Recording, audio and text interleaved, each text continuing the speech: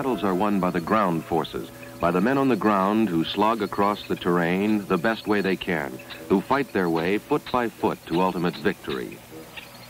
The Marine in Vietnam has learned to fight an invisible enemy who usually knows the area better than he does, an enemy who, because of his hit-and-run tactics, is not dependent to the same extent upon logistics, an enemy who holds life cheaply. Always the objective of the ground commander, to quote a famous Confederate general, is to get their fustest with the mostest. No group of fighting men is more keenly aware of the value of this advice than the United States Marine Corps.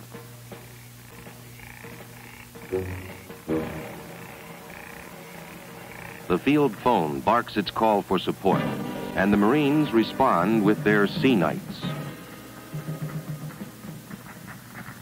Wings for the ground commander.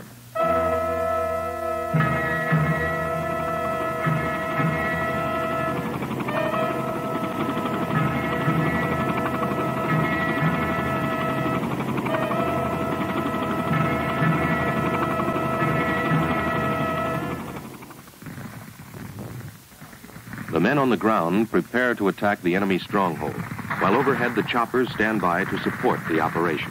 Let's listen for a moment to the sounds of war, to the actual battle description recorded on the scene by a U.S. Marine Corps correspondent. We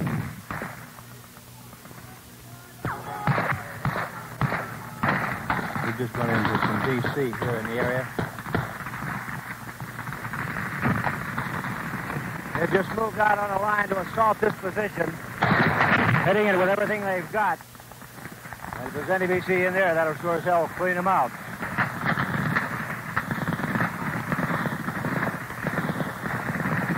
Right immediately to our front.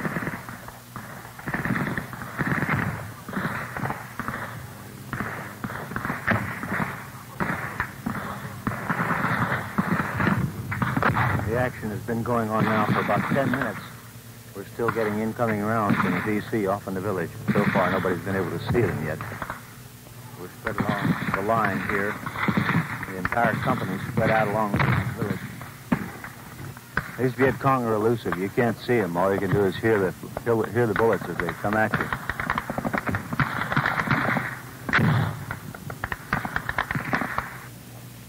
We're looking for tunnels, caves, anything where the Viet Cong may hide.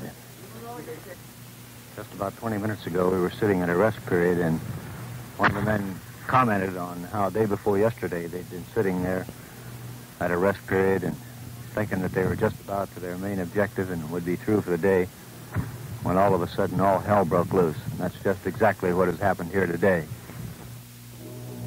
Today in Vietnam, helicopters like the Sea Knight evacuate casualties to field hospitals faster than ever before.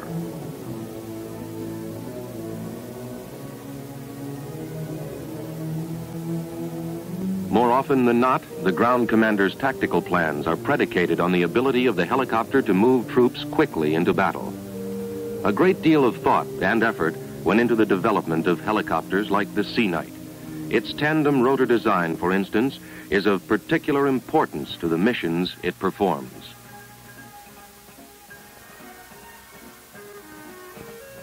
The Sea Knight's blades counter-rotate to offset torque. There's plenty of clearance under the aft blades, 16 feet of it. Small trucks, trailers, artillery pieces can be driven into the cabin quickly. The hydraulically operated rear ramp speeds loading and unloading.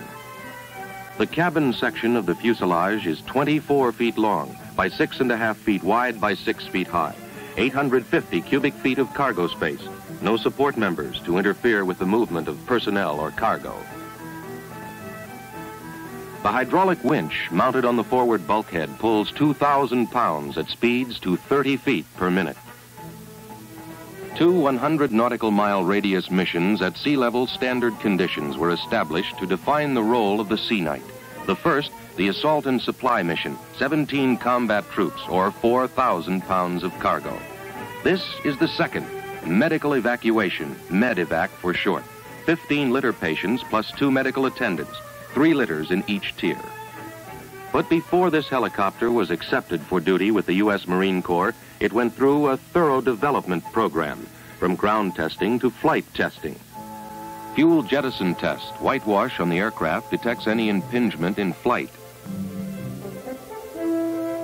Applying G-forces to substantiate design.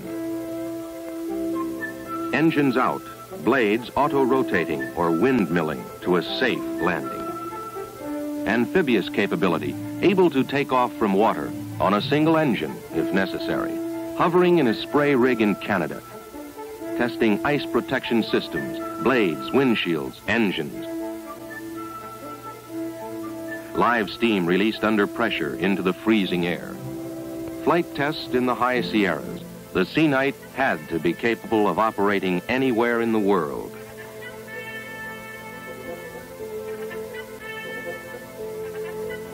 The Marines tested their new helicopter under combat conditions, checking the speed with which troops could be loaded and offloaded, its ability to get in and out fast.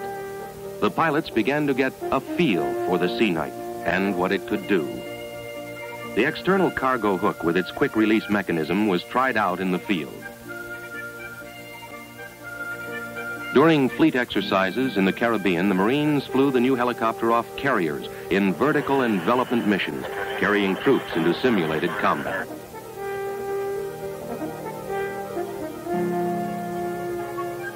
This helicopter was designed for LPH carriers, able to fold or unfold its blades in less than a minute, in 45-knot winds if required. A parajump mission from the Sea Knight's rear ramp. Rappelling through the cargo hatch while the helicopter hovers on a predetermined heading, regardless of wind direction.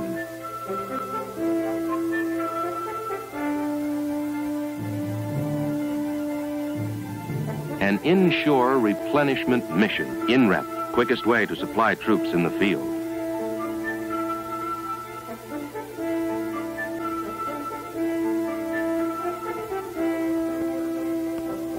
For pre-flight inspections or maintenance, all components are accessible from the ground or from integral work platforms. The auxiliary power plant provide power to start engines, check out the hydraulic and utility systems, fold or unfold the rotor blades. The Sea Knight is independent of outside power sources. Fitted with engine inlet filters against the sand encountered in Vietnam, vital engine components protected by armor plate. High-pressure, hot refueling without shutting down engines puts a Sea Knight back in action in 4 minutes.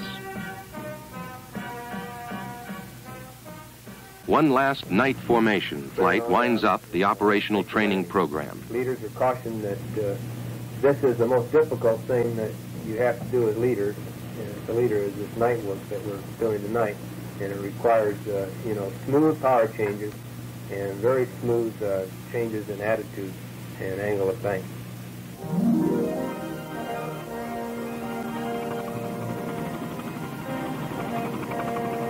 Then a West Coast rendezvous for new duty, Southeast Asia. When the Sea Knights and their crews arrive in Vietnam, they are ready to fly missions that had been flown many times in practice. Offloading men and supplies to airfields ashore.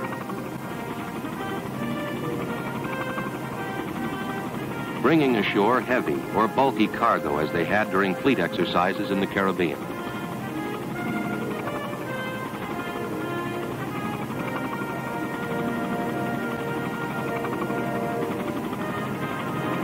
The Sea Knight is called upon to perform yet another type of mission, salvage of downed aircraft, flying over a war-torn countryside. A helicopter is a valuable aircraft, too valuable to abandon. When it's down in the boondocks, there's only one way to bring it out. That's with another helicopter, like the Sea Knight.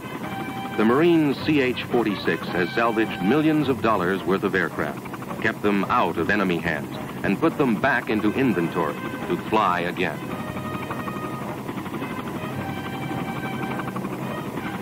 Speeding ammo and mortars to ground forces in combat, along with other helicopters.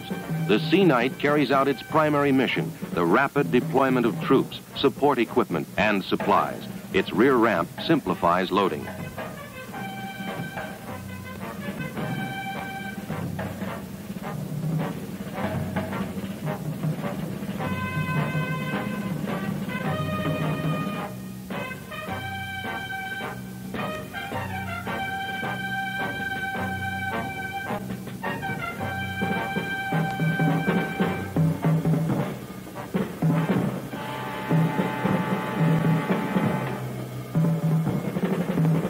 Waiting is the hard part.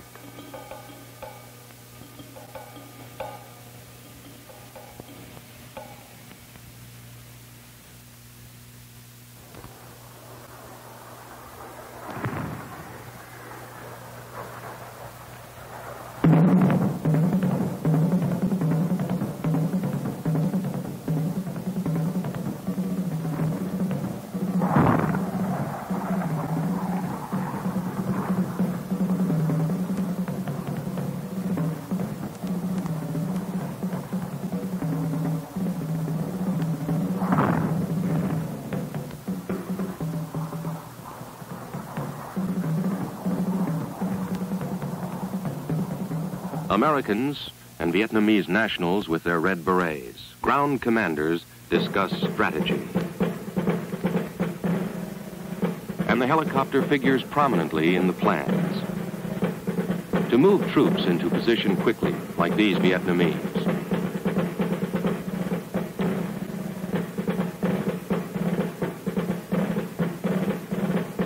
All over South Vietnam, the story is the same. Men riding into battle in the big tandem rotor helicopters, enveloping the enemy.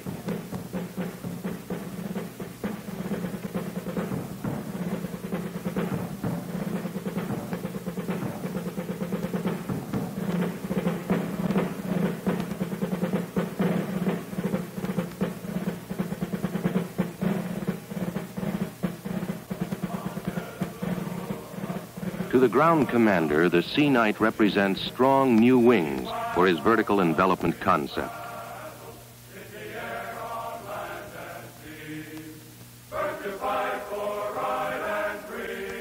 To the Marine, waiting for what the next moment may bring, the Sea Knight means mobile support he needs to help win this ugly war.